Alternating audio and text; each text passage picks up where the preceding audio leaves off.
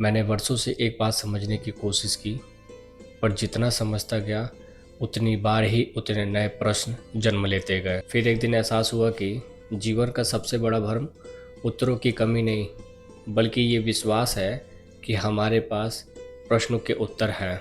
हम सोचते हैं कि हम निर्णय लेते हैं, लेकिन कभी कभी एहसास होता है कि निर्णय पहले से बन चुके होते हैं।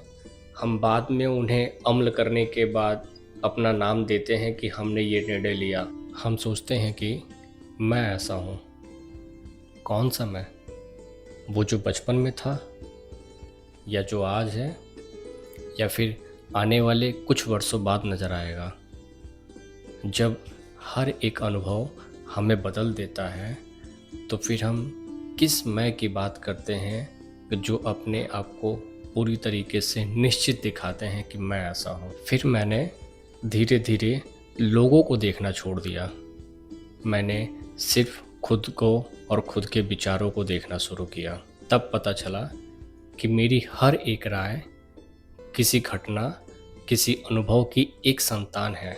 यदि मेरा जीवन अलग होता तो फिर मेरी आज सच्चाई भी अलग होती। और फिर यहीं से एक अजीब अनुभव की शुरुआत हुई। तब मुझे महसूस हुआ कि इंसान दुनिया को नहीं देखता, बल्कि अपनी समझ की परछाई को इस दुनिया पर फैला के लोगों को अपने विचार के अनुसार देखता है। इसीलिए एक ही घटना स्थल पे अलग अलग लोग और अलग अलग प्रकार के पॉजिटिविटी थिंक सोच पाते हैं, क्योंकि उन्होंने अपनी समझ की परछाई को वहाँ फैलाया है। और यही रीज़न है कि जब उस घटना से दो अलग अलग लोग वापस लौट कर आते हैं, तो वो अपने समझ की परछाई के अनुसार अलग अलग विचार और अलग अलग सत्य लेकर लौटते हैं।